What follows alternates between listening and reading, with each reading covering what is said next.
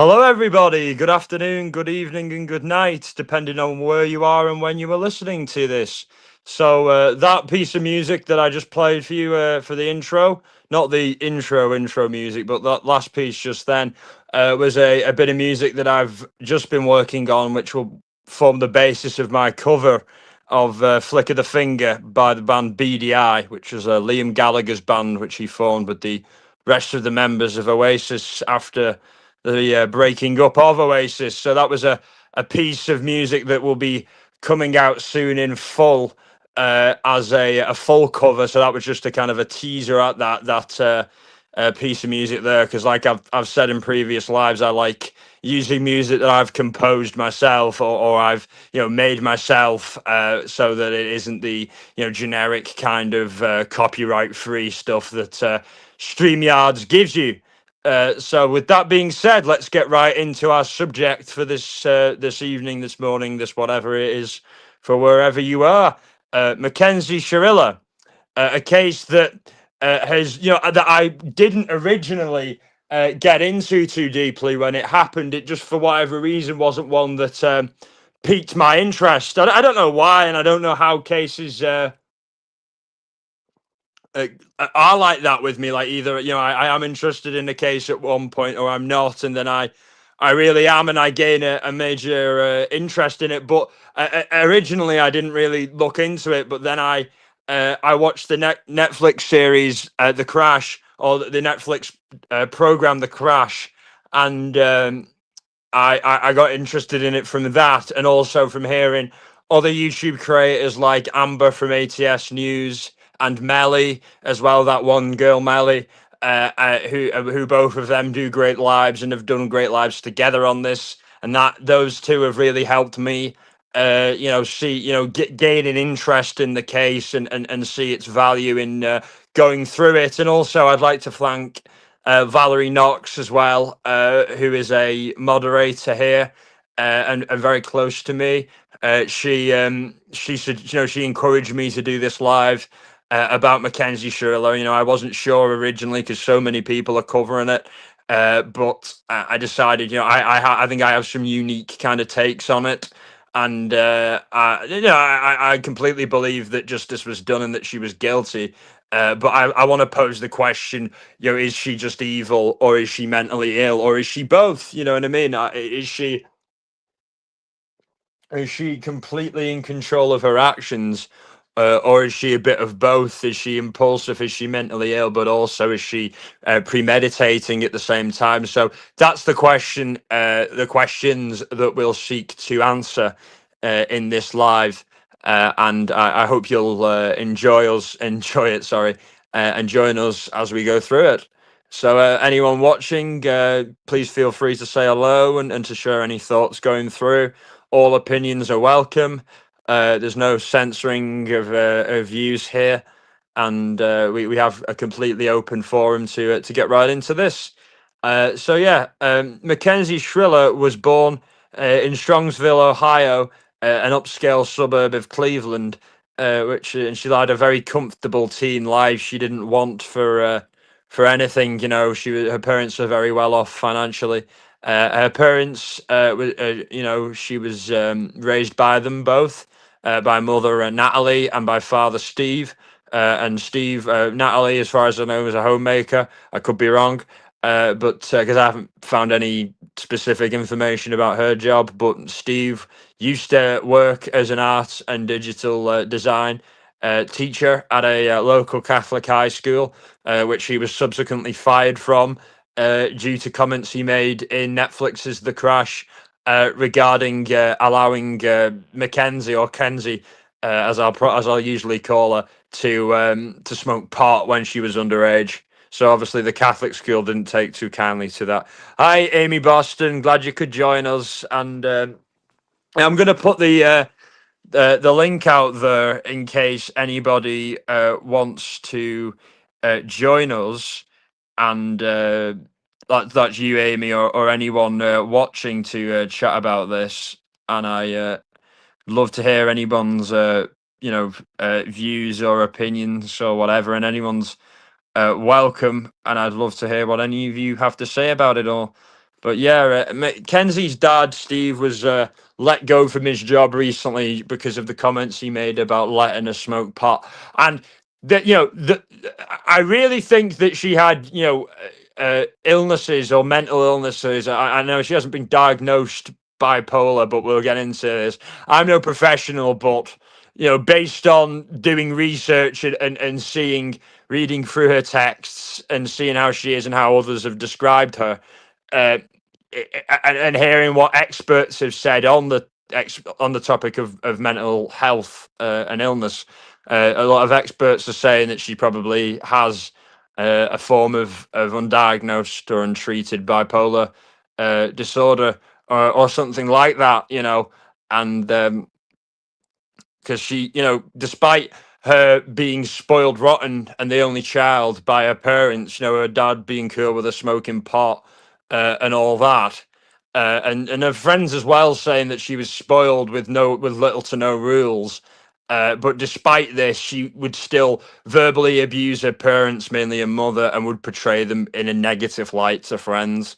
So, despite them bending over backwards for her, it's still never enough. She still is abusive and difficult to deal with, and she's the same with Dom, as as if you read the text messages that have been put out about them, but I put out between them, you really see how manipulative, how abusive, how threatening she is, and that's a trait of BPD, where someone can make really extreme threats and go completely extreme for seemingly little to no reason, and despite this, she still has a deep rooted fear of abandonment, and I think it was that fear of abandonment that ultimately motivated her to do what she did and to take two people's lives.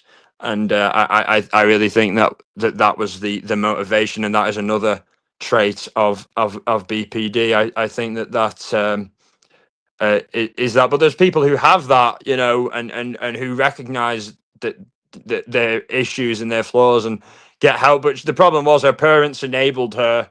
Her friends were seemingly scared of her, and there was no one really that was going to call her out. And she had no ability herself to see the errors in her ways and try and get help. So yeah, I think based on that combination, she is evil and she is mentally ill, and that's what Val Knox said in the live, before we went live, in the chat before the stream went live. She said that she thinks both, and I completely agree. That's quite a nuanced opinion.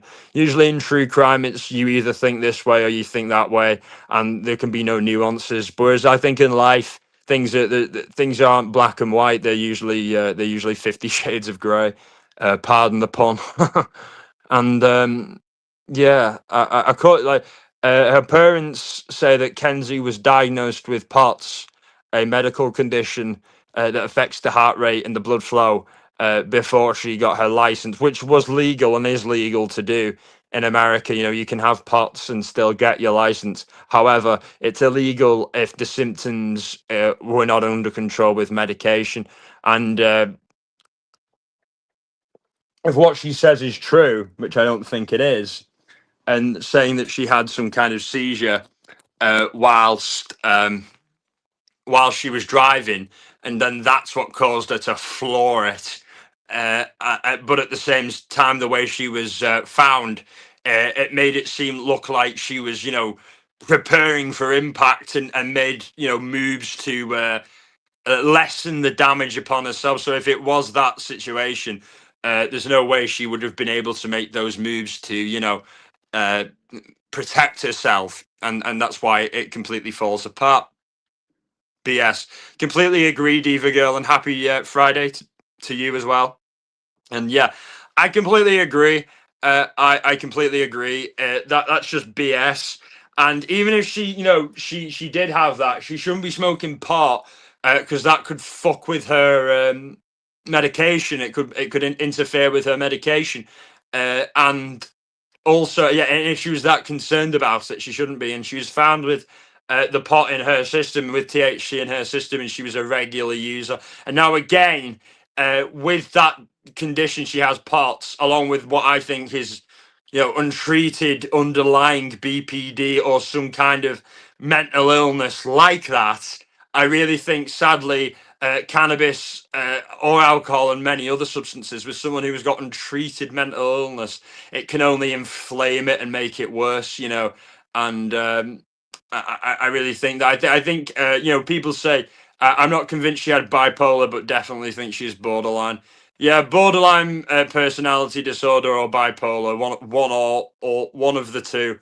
I think I really do like one of the two. I know they are different, and sadly they are used interchangeably. But she has, in my view, she has firm traits of both. So it's a bit of a nightmare for a shrink to navigate. Where it's difficult.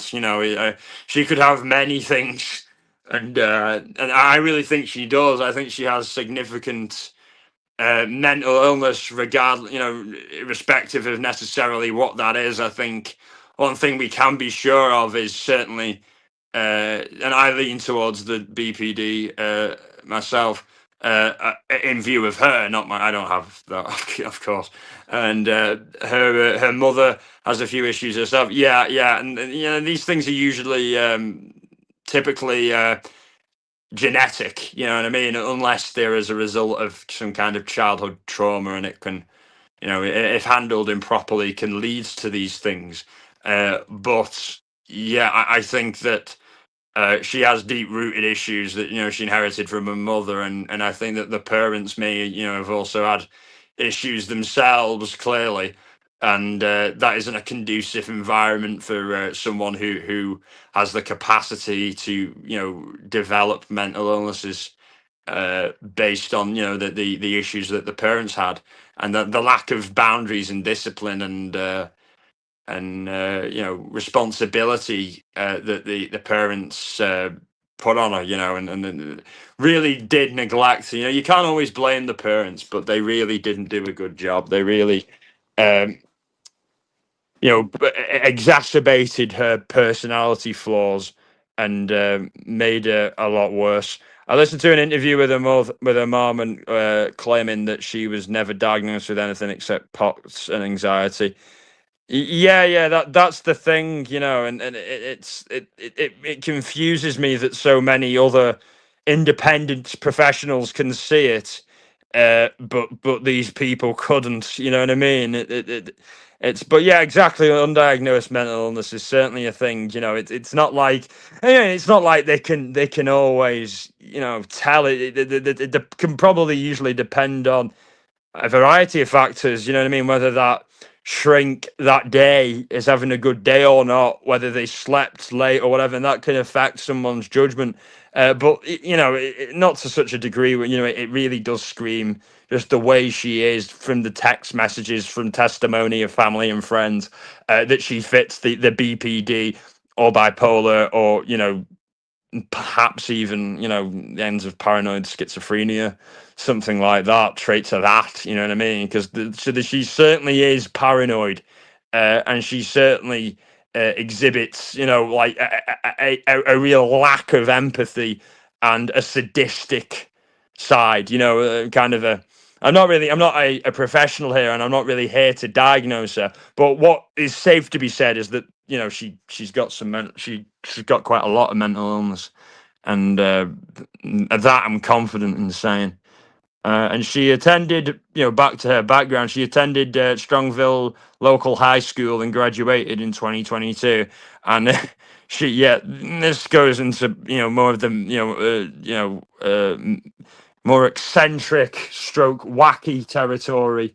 Maybe even no, I wouldn't say even that. It's more like delusional territory, where she had a bit of a mean girl rep at the high school, and she thought she was the character from the movie Mean Girls, Regina George. And now, I as a heterosexual man, never sought out the movie Mean Girls, but I have had many women over the years, and a lot of the times when you're with women, they want to try and make you watch the stuff they want you to watch. So One of my ex-girlfriends actually, she put Mean Girls on when I was there, and I'm familiar with Regina George. I think she's the blonde one, isn't she? The bitchy one to Lindsay Lohan's character. Yeah, not really my type of movie, but I remember it nonetheless. So yeah, she's clearly it's bizarre. She's like, and I said this in Amber's live when Amber was talking about it in her.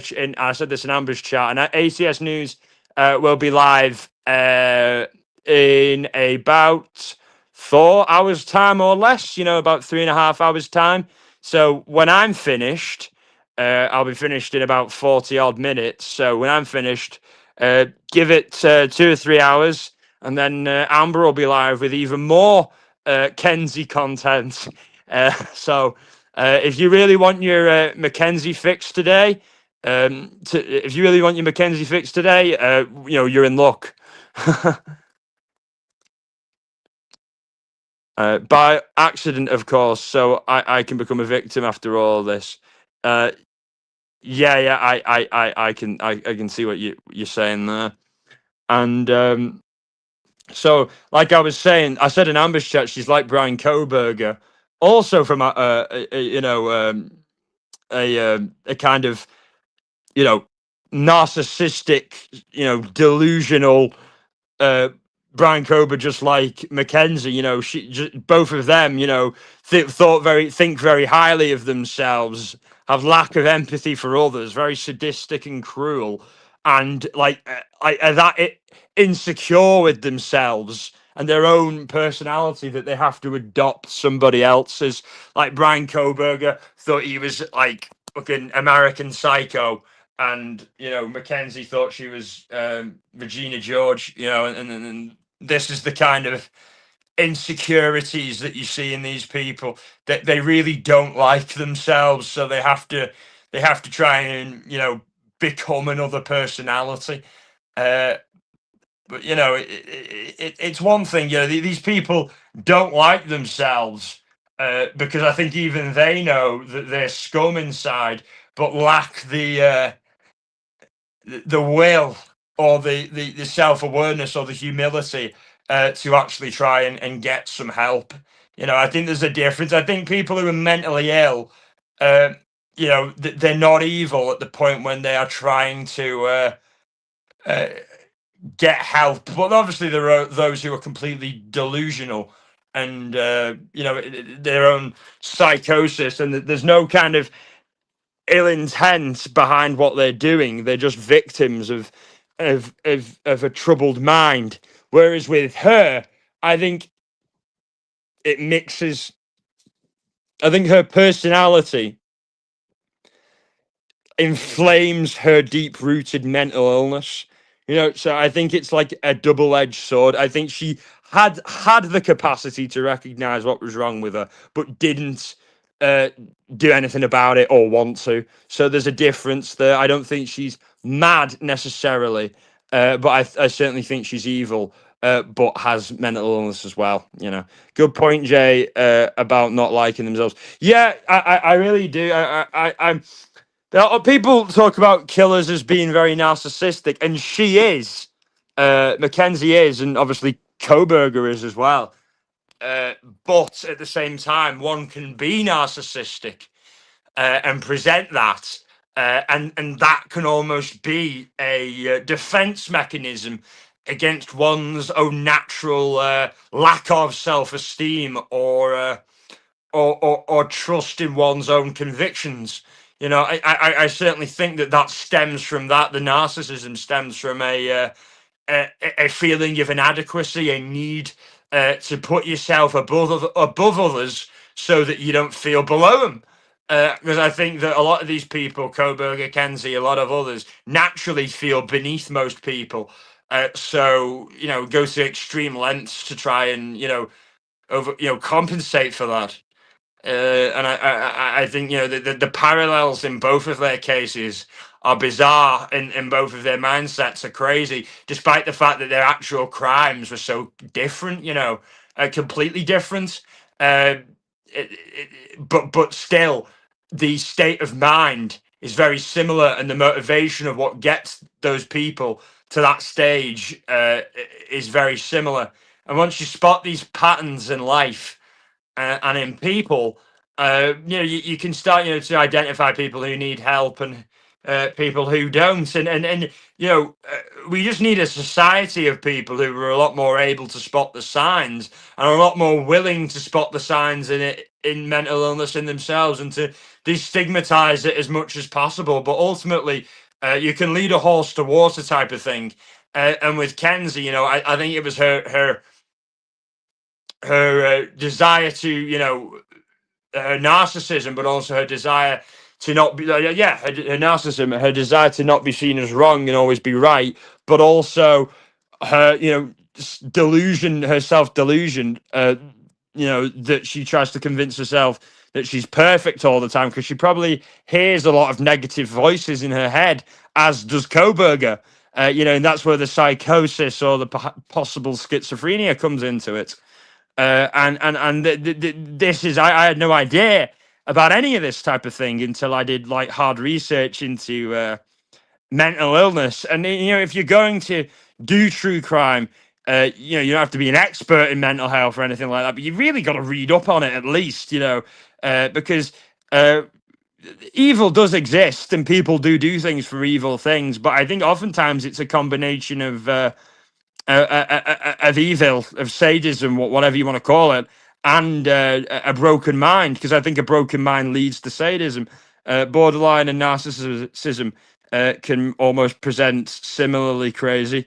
Exactly, you know what I mean? They seem like complete oxymorons, but when you peel it back and you look at the motivation between them, you understand why. Fundamentally, she would have felt shitty about herself because of a chemical imbalance in her brain, and doing things like pot smoking, drinking, loose sex, frequent sex, whatever, porn, masturbation, whatever it is, gambling, whatever it is, drinking, food, whatever. That are, dopamine releasing activities. People with these conditions often are addicts. It's quote unquote self medicating. And you can see it with her, constant chronic use of marijuana, with her, with her, how would, she's very promiscuous. You know what I mean? She's always wanting sex. You know what I mean? From Dom, and now in the prison, she's sexually harassing women. And she's had to be punished for that. So yeah, she's a predator. She's obsessed with sex. She's a degenerate. She's a sadist. She's a narcissist.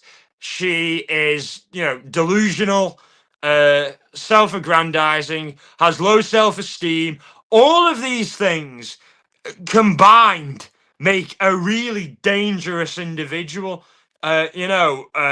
She, despite her small stature, she's a danger to women in that prison. She's a danger to men and women and anyone. You know what I mean? She was able to take out two men. You don't have to be, uh, you know, like China, the wrestler. Some like muscle-clad woman to be a danger to men or women. You could be a danger and not be physically intimidating at all. One's mind can be, a much more dangerous and powerful weapon than one's body. It's the combination that's dangerous with her. Absolutely, she's like the loose sexual morals, the willingness to sexually harass and maybe sexually assault people, the threats of revenge porn, of sextortion to Dom. Like she has absolutely no boundaries in regards to sex and what's right and normal into sex. And to her, sex and sexuality seems to be all about control, power, and domination. And like it doesn't seem to be about love at all. I don't think that Kenzie can feel love, and I think she's genuinely a very hollow person, and that she's always been trying to fill that hollowness, that sense of emptiness and worthlessness, with, like I said earlier, impulses, impulses, impulses. The dopamine, the dopamine, the dopamine, whatever the cost. and it's all about instant gratification with her. It's not about anything real. And personally speaking, based on her, sexual harassment of other inmates, I think that she should be kept kept in the hole, or kept in a more secure prison, because this has been hinted on as well. She is living a very easy life in that place, and she shouldn't. She killed two people, and and that the same can be said of other women who have committed serious crimes, like Ghislaine Maxwell, where they're not being held in serious prisons, because there are serious women's prisons in America that are just as serious as the men's, where the regime is just as strict. The control is just as there's a lot more screws, as I call them, or prison warders, as you Americans would call them. But hi everyone, glad you could make it, Amber. And I just told people about your lives and how you're part. You've inspired me to get interested in this case, as well as the Netflix show, and how your lives have been so great on it, the ones you and Melly have been doing, and how you'll be live in a few hours after this, and how everyone should totally check it out for their Kenzie fix. So glad you could make it. Which is a BP trait to impulses. Yes, she has big impulses. She's impulse to impulse to impulse. However, I think despite her, and I made this in my notes, despite her being impulse, impulse, impulse, I think that what she did was planned and premeditated, because the Russo family, Dominic Russo, her boyfriend who was killed by her, his family had said that, a few weeks prior, she'd been talking about doing exactly what happened. So it had been in her mind, and I think she planned it. I I personally think that Devian Flanagan, I'm probably pronouncing it incorrectly, but who gives a shit? It's like I would say Goncalves, and people go, "It's the Gonzalves. You're pronouncing it wrong." It's like, yeah, who gives a shit? You know what I mean? Like, is that the most important thing in the fucking world? You know what I mean? People get so menstrual about the most minuscule things. But yeah, rant over. Sorry for that. But yeah, glad you could. She's a small, big mouth and big attitude, and will get her ass kicked. Yeah, in a serious women's prison, Kenzie would not do well. If she's in a prison with some hardcore female criminals, uh, yeah, her being young and being all privileged and entitled, thinking she can just walk in and be all gross and sexually harass everyone and tell people what to do and extort commissary from others. Yeah, she's gonna get a rude awakening when she's in a prison. For women who who are who are fucking scary to people. Who to most people, male or female on the outside, are dangerous. Like that. Little girl like her, she's not gonna last 2 seconds. She's gonna get her ass handed to her, and not in the way she'd like, I'd imagine. um, and Yeah, another thing as well, like her narcissism was fueled by her social media fame, which I kind of pivot from one thing to another because little nuggets give me bits of information, and one line of conversation leads to another, and so forth. And I like that because it feels more natural and less scripted and regimented. And another channel that I watch, Daily Dose of Dana, who covers the Karen Reed case and a lot of other true crime, tends to pivot like that.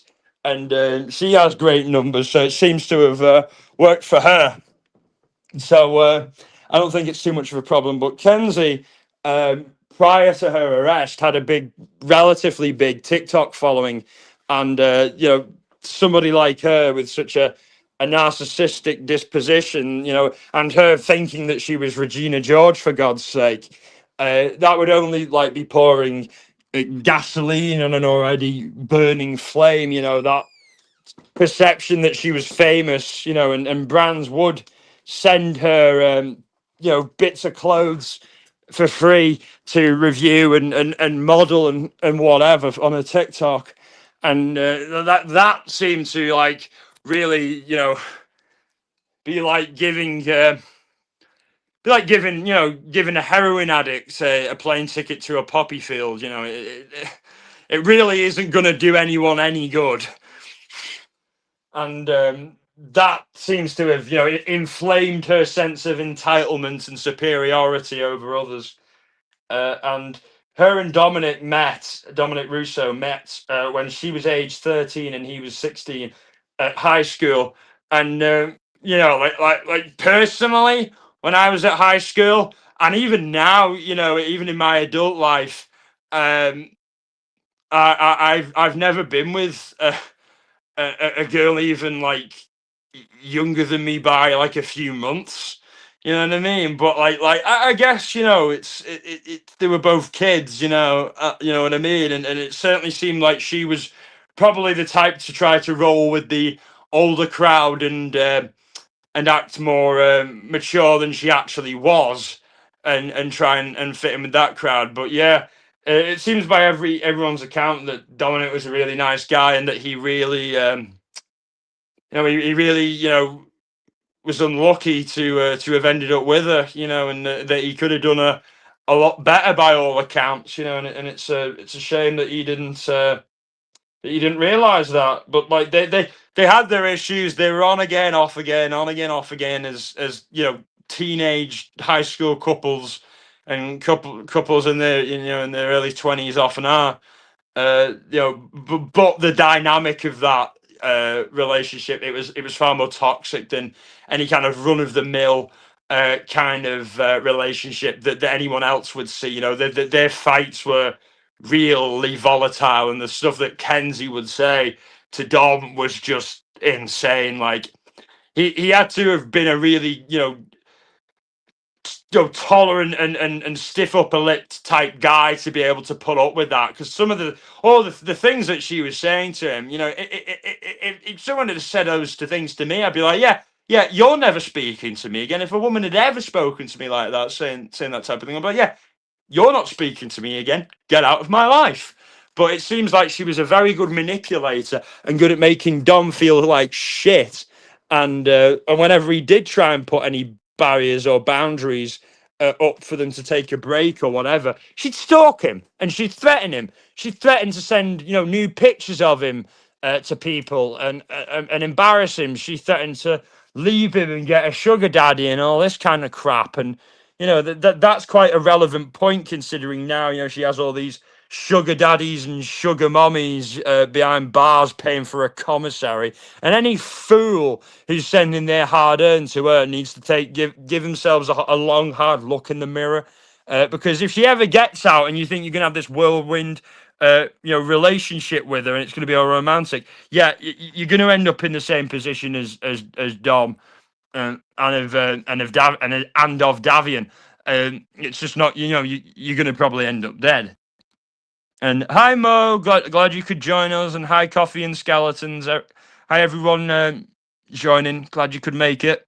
And anyone else watching, please feel free to say hello and to share your opinions. All opinions are welcome and valid, even if you like Kenzie, even if you love her, even if you're one of her sugar daddies or sugar mommies, you're welcome to state your case here.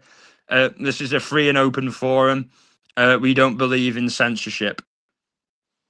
And but yeah, like as I was saying earlier, the volatility of their relationships was far off the chain, and it seemed like sadly she had Dom wrapped around her finger, and that despite all the crazy shit she'd seen him, she threatened to kill him. She'd threatened him with all kinds of shit. She thought she was this gangster and all that, like this kind of stuff. So like,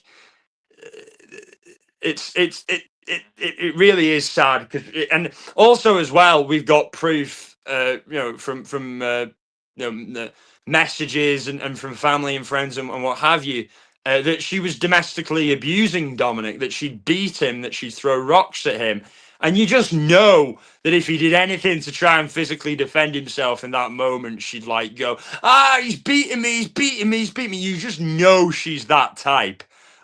So she really, seems to enjoy controlling, humiliating, dominating, causing fear, and she's just a really sadistic bitch, to put it bluntly. I know we were doing all the psychoanalyzing earlier, but I think just to put it bluntly, she's a sadistic, cruel bitch. And God, I'm glad that she didn't get off with manslaughter. God, I'm glad that she's going to be there till at the very least 2037, and even then, that's way too soon for her to be up for parole. Way too soon, my God. Taking two young men's lives, oh my God, they had so much ahead of them, so much ahead of them, and we're going to get into that because, like, we like to talk about people here. We don't talk about just names and numbers or what have you. They're not all just names to me. Not another case. We talk about people. We talk about people here. And that's what we'll be getting into, the fact that she robbed such a future away from these two young men, and she's going to have to pay for it. She's really going to have to pay for it. 119, one early 20s, you know what I mean? Like, she's taken at least, on average, about 60 to 50 years away from those lads, if they'd have lived. And I think it's only fair if she serves at least 120 years in the prison, because combined, that's how much life she on average would has taken from them. And if it was a man, an abusive boyfriend who killed his girlfriend in a crash on her friend, I would want absolutely the same punishment. But I think there's sadly a level of misandry in some corners of people who, because she's a female, refuse to believe that she could be an abuser, refuse to believe that she was abusing Dominic, refuse to believe that she's guilty, and that's just as sick as men who lessen or play down the domestic abuse of women. We're all in this together. It isn't domestic abuse isn't a man issue or a woman's issue. It's a human's issue. Same with abuse of all kinds. And I hate it when that can be used to divide the genders apart, because it's something that we all face and all can face, regardless of who we are, and it should all be treated the same, you know what I mean, as severely, and there should be penalties for when people in relationships, specific penalties for when people in relationships take the life of a partner, a spouse, a girlfriend, a boyfriend, whatever.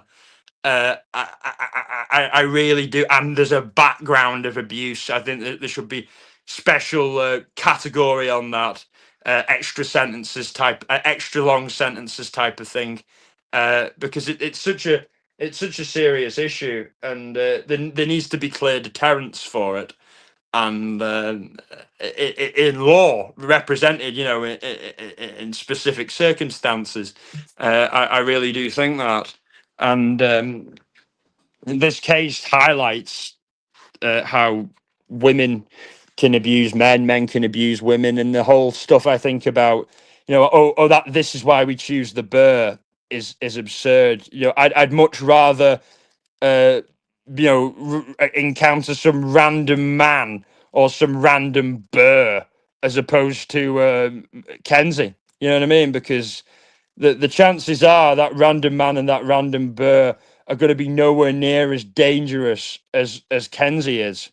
And looks, my friends, can be very deceiving. She might look like a pretty little young girl with her life ahead of her, all innocent and all that crap. But behind those eyes, she's fucking evil. You know what I mean? And she's a sadist, and she's cruel, and she likes to break people down and destroy them and hurt them, and eventually kill them. She's evil. She's evil, and she's mad. There are enhanced penalties for killing someone in an act of domestic violence in many states. Yes, I think that, what she was doing, uh, what was the culmination of, you know, years of domestic abuse against Dominic, years of it. And I said this earlier. I think that this happened because she planned it, because she felt he was going to leave. She felt he was finally putting his foot down. He had ambitions for his clothing line. He had his life on track. He was investing in stocks. He had money saved away from work. He wanted to be a musician. He wanted his clothing. He had all these ambitions, and I think Kenzie realized that she didn't feature too prominently in these, and yeah,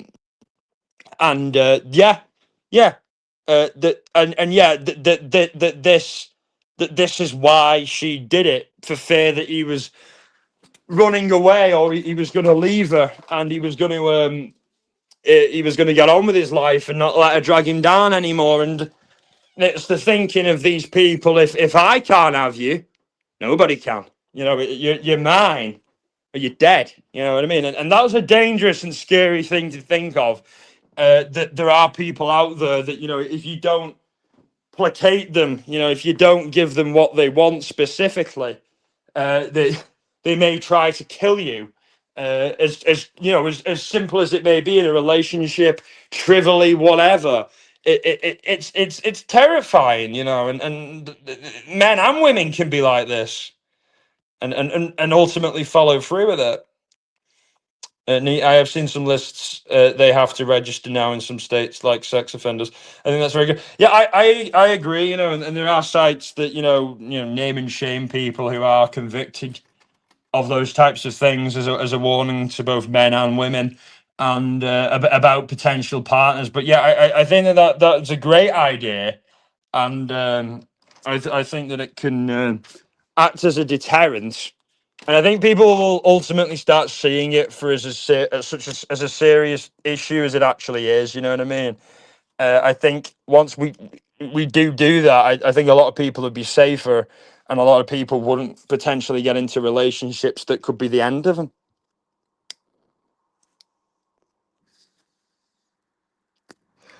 Yeah, as I was saying, I think that that's the root cause, and I think that she planned it out, and it was going to happen that night, or it was never going to happen. And I think that she has, in the trial, she explained, she exhibited a complete and total detachment from the whole process. And you've got to be really cold. She supposedly loved this guy, and his friend as well. He was just there on. He wasn't even meant to fucking be there.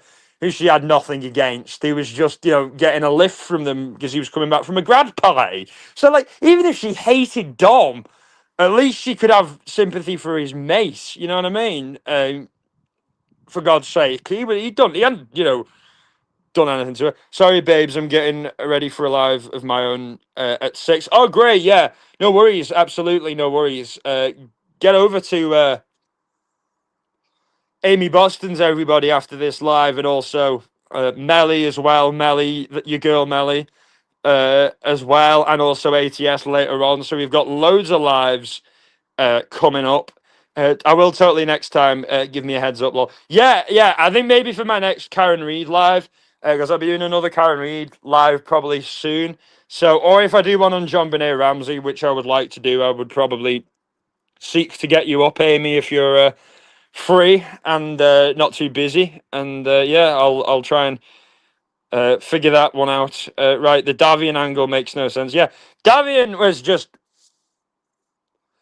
she I think she got it in her mind that she was going to do it, and regardless of Davian needing a lift, um, she was going to do it or not. You know what I mean? And she just decided to follow through with it. And I think that, like, she'd been planning it, but impulses also came into play. I think her impulses were saying to her, "Do it, do it, do it, do it, do it."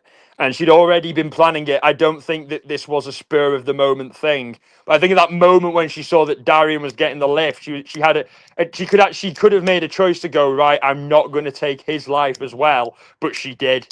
and that shows you how it really, it isn't, you can talk about abandonment and that being a factor, sure, but you can also argue maybe there is an element of complete sadism where she just wants to harm people, which is she's totally worrying. I think people aren't as willing to go down that angle for female offenders. I think we did see it with Sarah Boone. Watching that video uh, of George or Jorge, I forget. Yeah, George, her partner struggling in that suitcase. You can see that women offenders can be just as sadistic as men offenders can be, just as cruel and callous. And I think though sometimes we can assume that women's actions in crimes aren't motivated by sadism, but I think there is certainly an element of sadism in this. The Davian angle, the way she spoke to Dom in texts, the way she was at the trial, the completely detached demeanor, no signs of remorse, how she was in the phone calls that TMZ have leaked to a mother, completely like, oh, I'm the victim in all of this, and maintaining that, and I don't think that's even a delusion. I think she genuinely feels, I don't think there's a slight of delusion. Well, it's delusional, sure, but I don't think she's lying in any way. I think well, it is, that would be the definition of a delusion. Sorry. Yeah. Yeah. She fully believes there's not any bullshit in her mind, that she thinks that she's the victim in this. And that's how crazy and out there she really is. That she thinks that she's the one that's been wronged in all this. Her mum comes across the same way. Yeah, totally. And it's interesting that she butted heads with her mother, seemingly before the crimes, more so than her father, considering they have a similar disposition. So there could be an element of her that she may blame her mother for the way she is, but no one, everyone's childhood can shape them, but it's up to you as an adult, which she basically was, to own your issues, and to try and improve them. A child is defeatist like that. You know what I mean? A child isn't really is really unable to handle or see their flaws like that. So I think that also speaks to a level of emotional immaturity on her part, and that certainly is evident. She isn't very emotionally mature at all with the way she acts. The tantrums, the spamming Dom with messages, as if you read those text messages, you'll see she did all the time. The blowouts if he didn't reply to her the way she wanted to, like with her Valentine's Day thing. Dom was sick, and me personally, it is nice to hear from the person you love on Valentine's Day, and it always does mean something to me. But like, I'm not gonna like go fucking nuclear over it if I don't hear from that person, that day. I'm that's the sign of real emotional immaturity, and you can just see it through all of her messages. And I think that her own disposition, but I think her parents have a lot to do with that as well. I don't think they ever really disciplined her or gave her any real decent primary socialization, as sociologists would refer to it as, in the home. I think that her abilities to communicate with others is severely flawed, and she's out there. She's out there. And a bit of background on the two lads that she killed. Devian, as we mentioned earlier, was 19 and had simply asked for a ride from a grad party that night, and had just applied to barber school. He was from a very loving foster family and will be missed deeply by them. And that's just so sad. He just graduated from high school. He was starting, he decided what he wanted to do in life. He wanted to be a barber.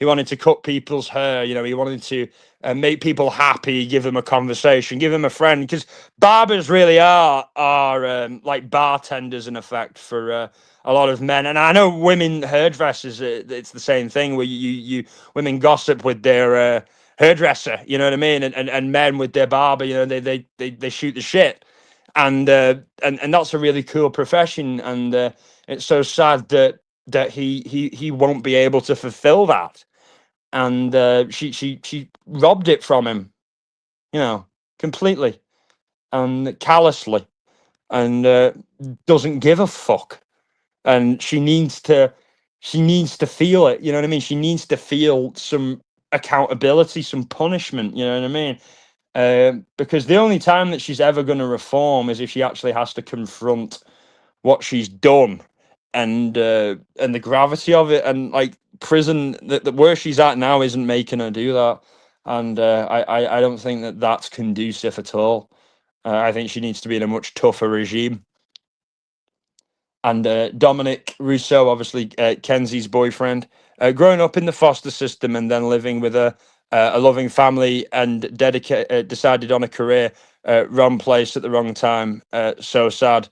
Yeah, exactly. Completely wrong place at the wrong time.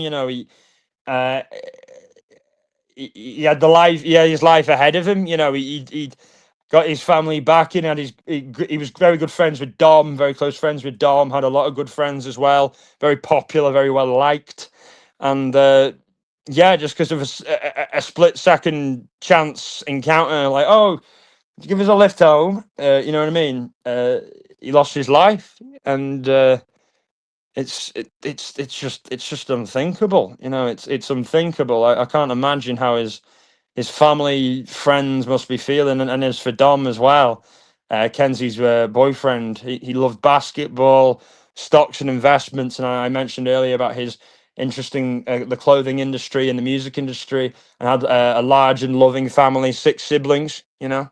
I'm late. Did she do it on purpose? Yes, Nasty Meal. We won't be on for much longer, so I hope you can catch what you missed. But yes, in short, yes, she did do it on purpose. She's believed to be, BPD, borderline personality, perhaps other mental illnesses as well. And she's really abusive to her boyfriend, like really clingy. Like every time he tried to put some distance between them, she'd stalk him, blow up his phone, threaten to send his nudes to people to humiliate him, revenge porn him, basically, and all this kind of shit. She's just like the nightmare girl, the girlfriend from hell.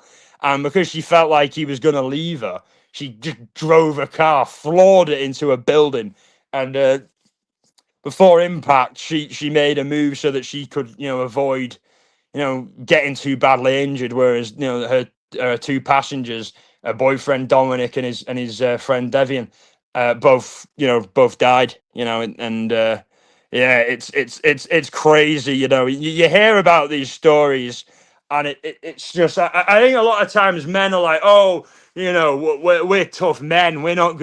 We could never be abused by a woman. We could never be manipulated by a woman. We could never be killed by a woman. It's like, look at this case. You know what I mean? She's like a really small little girl type of thing, but she was fucking evil. You know what I mean? She killed 2 people.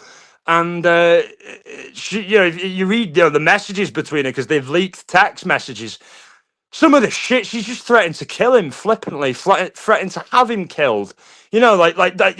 This is the shit that you'd think you'd read from like a really abusive piece of shit man to his girlfriend. But obviously abuse knows no genders. But yeah, that she sounds like that. You know what I mean? But she's a little bitty thing.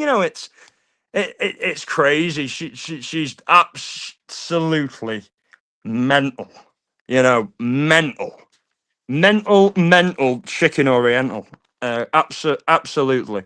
There is no there is no doubt there, and she's she yeah, like I said, she had an explosive temper. She has no remorse, and she was just needy all the time. Everyone's needs, and people who went to high school with her said as well, like if Kenzie was having a bad day, everybody had to have a bad day. She was like that. She just bring everybody down, wherever she was, whenever she was.